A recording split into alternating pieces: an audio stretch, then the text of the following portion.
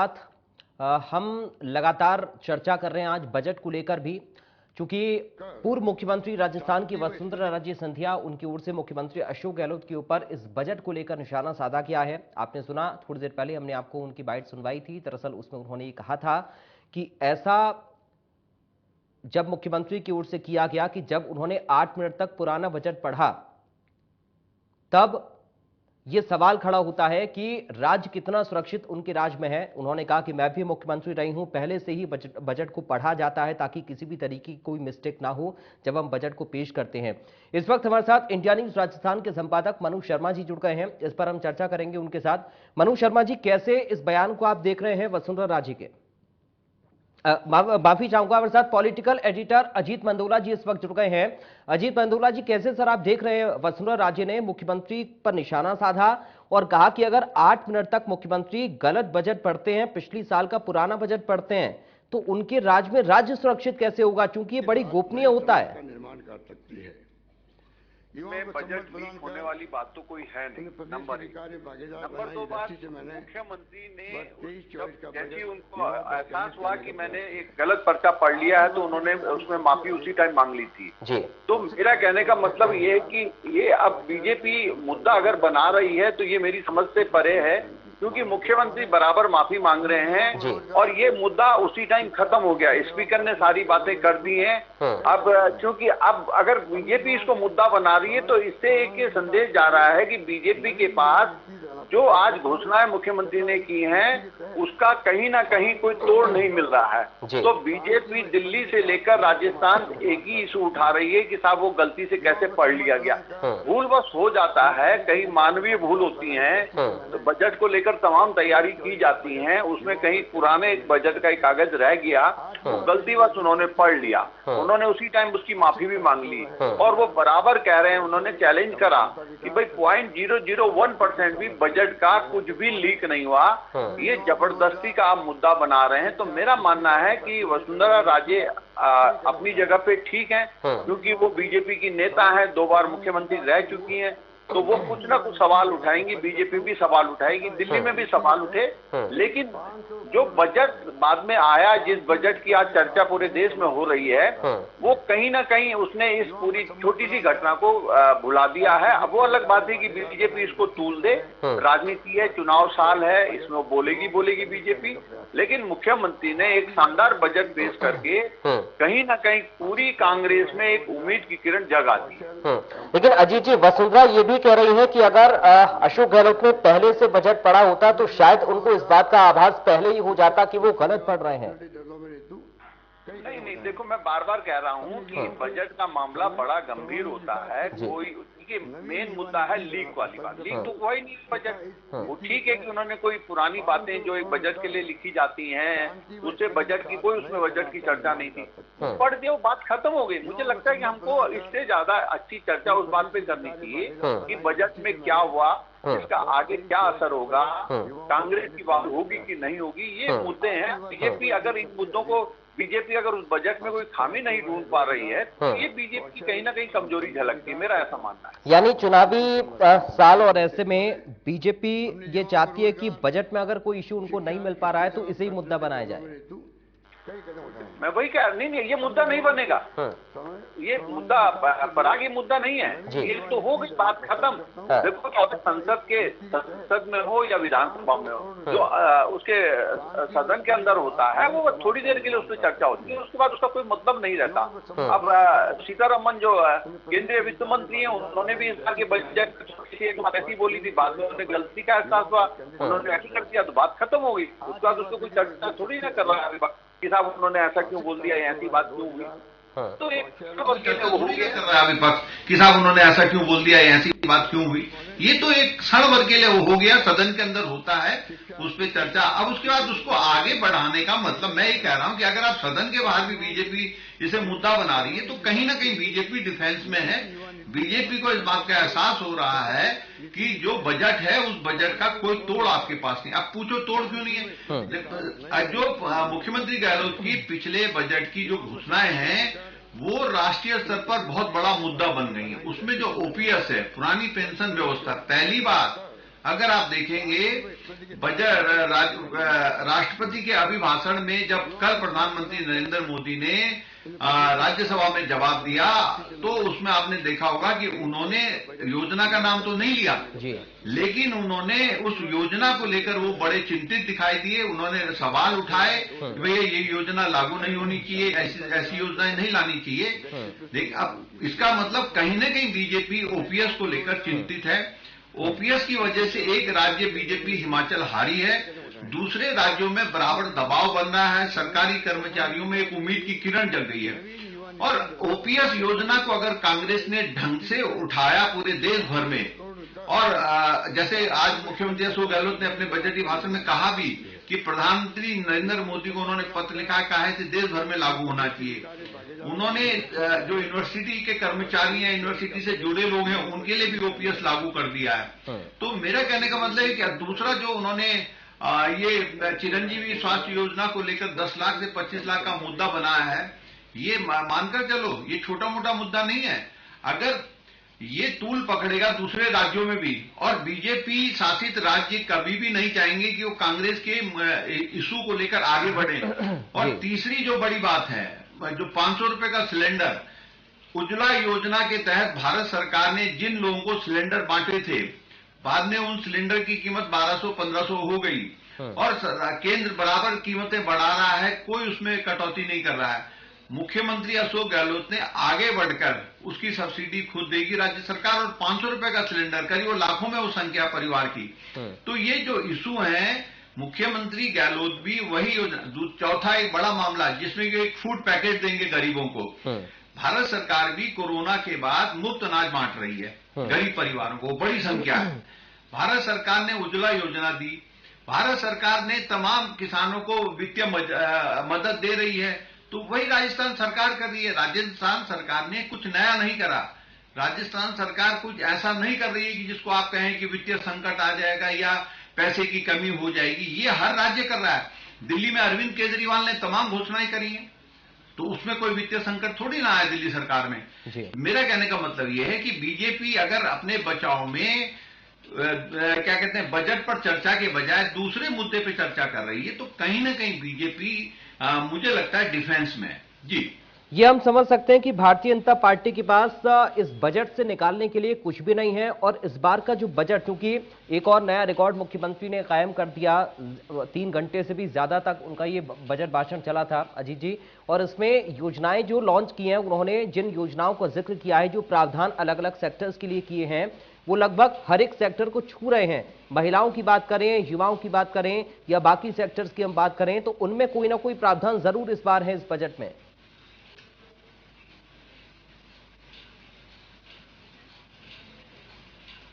नहीं, बिल्कुल उन्होंने किसी वर्ग को नहीं छोड़ा।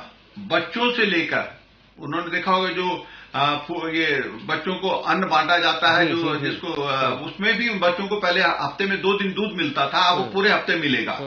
गरीब जो बच्चे हैं, मतलब बच्चों से लेके, युवाओं से लेके, महिलाओं से लेके, किसानों को लेकर आम आदमी, कोई वर्ग उन्होंने नहीं छोड़ा है।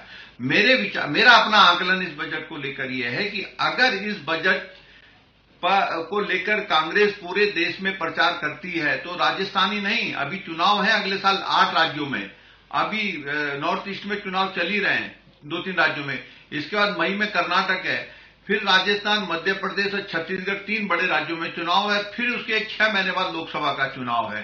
तो कांग्रेस को बहुत बड़ा मुद्दा मुख्यमंत्री अशोक गहलोत ने दे दिया है। और युवाओं के लिए नई नीति आएगी, महिलाओं को बसों में 50% छूट दे दी गई है, स्कूटी के लिए प्रावधान किया गया है, जो बच्चे एग्जाम देने जाते हैं, परीक्षा देने के लिए जो कंपटीशन की, उनके लिए फ्री कर दिया गया है। तो मेरा कहने का मतलब यह है कि जो घोषणाएं आज मुख्यमंत्री अशोक गहलोत ने करी हैं, उन्होंने ऐसा कुछ नहीं करा है जिससे जो उन्होंने कुछ दूसरा एक अजूबा कर दिया, लेकिन उन्होंने एक सिस्टमेटिक तरीके से जो देश की राजनीति 2014 से चल रही है, जो भारत सरकार, नरेंद्र मोदी जी प्रधानमंत्री जी या बीजेपी ने जिस तरह की घोषणाएं करी, या दिल्ली में दूसरे राज्यों में जो राज्य सरकारें अपने मतदाताओं को लुभाने के लिए या अपने को सरकार में बनाए रखने की घोषणाएं करते हैं, वही उन्होंने करी। उसमें कोई नई बात नहीं है। कोई ये कहे कि उसमें नई बात है, ऐसा नहीं है, बिल्कुल नहीं नई। उन्होंने अब अगर बीजेपी या प्रधानमंत्री नरेंद्र मोदी कहते हैं कि भाई पेंशन योजना से वित्तीय भार पड़ेगा, पैसा कहां से आएगा, तो तमाम ऐसी योजनाएं भारत सरकार में चल रही हैं। और 2004 से पहले ये आजादी के बाद से आज तक पेंशन दी जाती रही है। और मुख्यमंत्री अशोक गहलोत का कहना है कि भाई रिटायरमेंट के बाद तो असली पैसे की जरूरत पड़ती है, असली मदद की जरूरत पड़ती है, तो वो मदद क्यों ना दी जाए। और अब आदमी अगर स्वास्थ्य का अधिकार, उन्होंने सामाजिक सुरक्षा को लेकर तमाम घोषणाएं करी है, वृद्ध लोगों के लिए पेंशन की वो राशि बढ़ाई है। तो मेरा कहने का मतलब है कि अशोक गहलोत वही काम कर रहे हैं जो मानवता के नाते आम आदमी जो अपने को जीने का जिसको हक मिले, स्वस्थ रहने का हक मिले, हर तरह का वो फैसला उन्होंने इस बजट में किया है। और मेरा मानना है कि अब काम संगठन का है, पार्टी का है, वो मुख्यमंत्री अशोक गहलोत की इन योजनाओं को कहां तक ले जाती है, किस रूप में ले जाती है, ये अब आने वाले टाइम पर देखना होगा। फिलहाल बीजेपी के लिए अब थोड़ी परेशानी हो गई इस बजट से, और ये बराबर चर्चा थी कि भाई मुख्यमंत्री अशोक गहलोत का इस बार का बजट में वो क्या करते हैं, क्या नहीं करते हैं। तो मुख्यमंत्री अशोक गहलोत ने अपने जादुई पिटारे से आज जो कुछ निकाला वो कहीं ना कहीं बीजेपी को डिफेंस में ला सकता है। इसका असर तुमने देखा होगा कि अभी पिछले दिनों हरियाणा में जब सवाल पूछा गया था मुख्यमंत्री से, वहां के खट्टर साहब से, तो वो पुरानी पेंशन योजना को लेकर थोड़ा डिफेंसिव हो गए थे। फिर बाद में मुख्यमंत्री उन्होंने कहा था कि कोई योजना नहीं लागू हुई राजस्थान में। और यही बात हिमाचल प्रदेश में चुनाव के समय हुई थी कि वहां के मुख्यमंत्री जो उस वक्त ठाकुर साहब थे, उन्होंने कहा था कि कोई योजना नहीं है राजस्थान में लागू हो रखी। फिर मुख्यमंत्री अशोक गहलोत ने तब ट्वीट करके सारी जानकारी दी थी कि हमने योजना लागू कर दी है, आप भी लागू करें। तो बीजेपी इतने दबाव में है कि इस योजना को लेकर वो ना हाँ बोल पा रही है ना बोल पा रही है। तो मेरा मानना है कि अब अभी आपने देखा होगा कि मध्य प्रदेश में ओपीएस को कांग्रेस बहुत बड़ा मुद्दा बनाने जा रही है। स्वास्थ्य योजना जो राजस्थान सरकार की, उसे बड़ा मुद्दा बनाने जा रही है।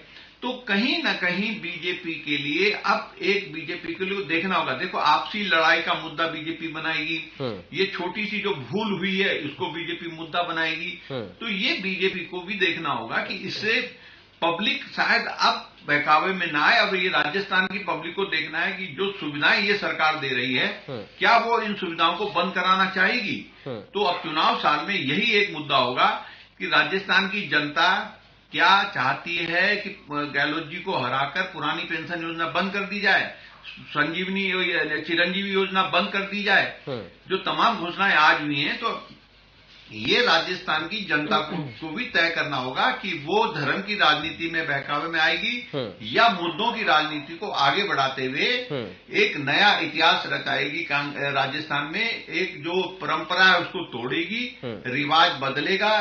ये सब देखना होगा कि चुनाव साल में अब आगे बजट को लेकर किस तरह की राजनीति होती है। जी, फ्री वाला कॉन्सेप्ट इस वक्त हम देख रहे हैं अलग अलग प्रदेशों में भी और देश के अंदर भी हमने इसको देखा। मुफ्त राशन की सुविधा और इसके साथ ही बिजली यूनिट 100 तक कर दिए हैं फ्री वाले, जो पहले 50 थे अब उनको 100 कर दिया गया है। किसानों को लोन की व्यवस्था ज्यादातर हम देखते भी हैं, लेकिन ये जो फ्री वाला फंडा है इसको आप कैसे देख रहे हैं?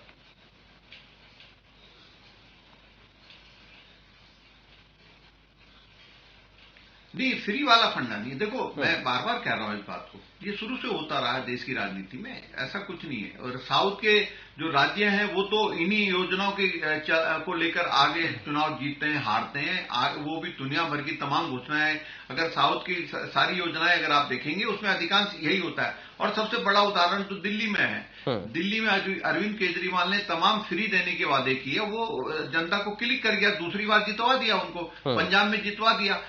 मुख्यमंत्री अशोक गहलोत ने कहा है कि भाई 100 यूनिट तक हम फ्री देंगे आम आदमी को बिजली, तो उसमें कोई बुराई नहीं है।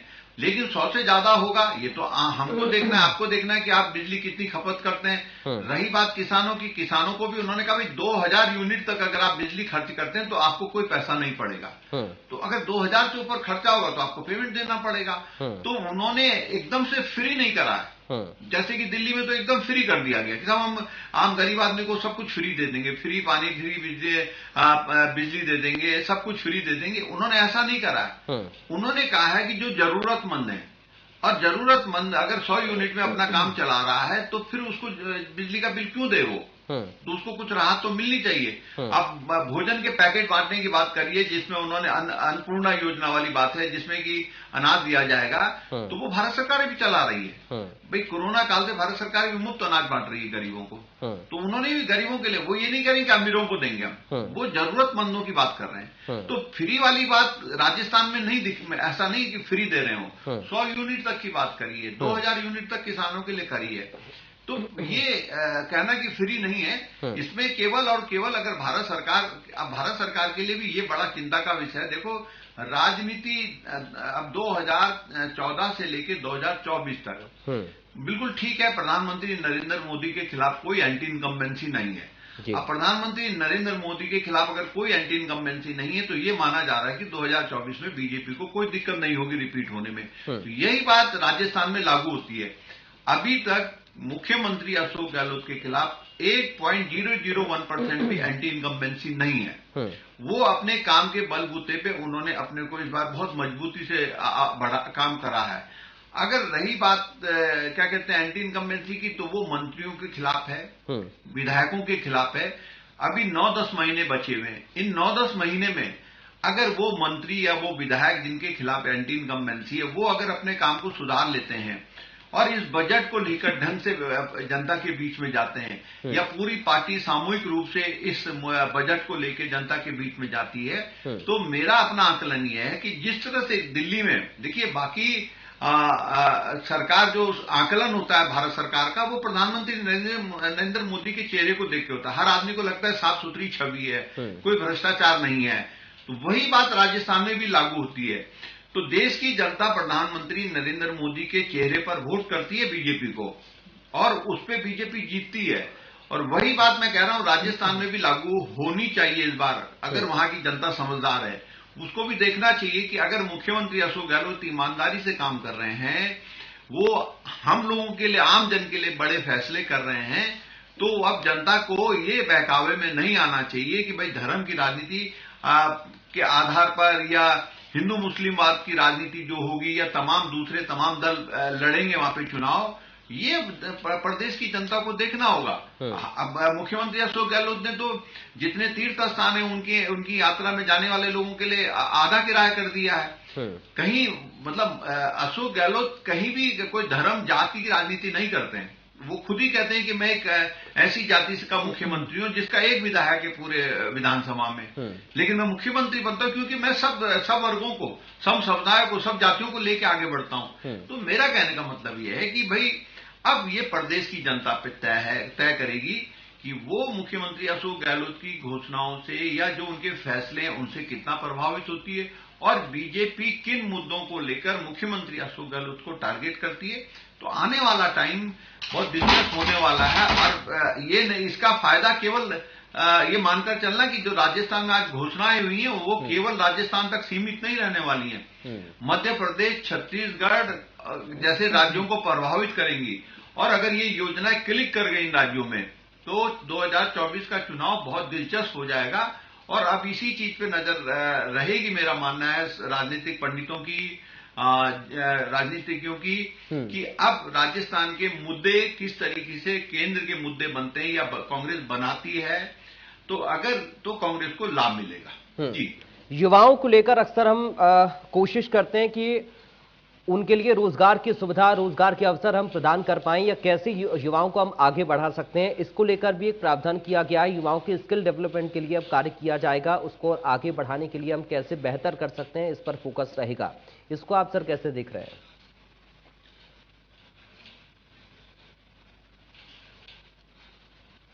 नहीं, देखिए, युवाओं के लिए तो सबसे पहले पिछले बजट में उन्होंने शहरी रोजगार गारंटी योजना शुरू करी थी, और उस योजना के तहत लोगों को शहरों में काम मिलने लगा है। बाकी आज उन्होंने घोषणाएं करी है कि भाई अगर युवा अगर अपना काम खोलना चाहते हैं, अपना काम आगे बढ़ाना चाहते हैं, कुछ करना चाहते हैं, तो उन्होंने कई चीजों में, मदों में छूट दी है। आप इतने लाख तक का लोन लेंगे तो आपको टैक्स नहीं लगेगा, आपको कितना देना पड़ेगा। तो मेरा कहने का मतलब है कि वो युवा उद्यमियों को भी आगे बढ़ाना चाहते हैं। जो युवा नौकरी पे नहीं लग रहे हैं वो अपना काम धंधा खोलेंगे तो उन्हें सरकार मदद करेगी। और शहरों में जो अभी तक देखो एक बहुत बड़ी योजना है ये, मनरेगा ने यूपीए पार्ट 1 में उसकी वापसी में बड़ी भूमिका निभाई थी। मनरेगा महात्मा गांधी योजना जो चल रही है, गांव के लोगों को 100 दिन का काम मिलता है, उसमें भी अब मुख्यमंत्री अशोक गहलोत ने उसको 125 कर दिया है। तो उसी तरीके से शहरों में युवाओं को, बेरोजगारों को एक काम सरकार देगी जिसके तहत उनको एक पैसा मिलेगा। रही जो नए उद्यमी हैं उनको काम करने के लिए अब जो सरकार ने स्कीमें लाएगी वो तमाम स्कीमें ऐसी होंगी जिसमें बहुत सारी छूट मिलेगी। जी। तो उसका लाभ अगर युवा लेगा तो पार्टी को लाभ मिलेगा। बहुत शुक्रिया आपका अजीत मंझोला जी, आप जुड़े हमारे साथ। सर, आपने बहुत सारी बातों को विस्तार से समझाया ताकि जनता तक भी जो बजट में घोषणाएं की गई हैं उनका लाभ कैसे वो पा सकते हैं, या फिर उनमें आखिर अंदर है क्या, क्योंकि बहुत सारी बातें ऐसी होती हैं जो जनता तक नहीं पहुंच पाती या फिर उनको वो लोग समझ नहीं पाते हैं। तो बहुत शुक्रिया सर इस बजट की बातों को विस्तार से हम तक समझाने के लिए, हमारे दर्शकों तक पहुंचाने के लिए।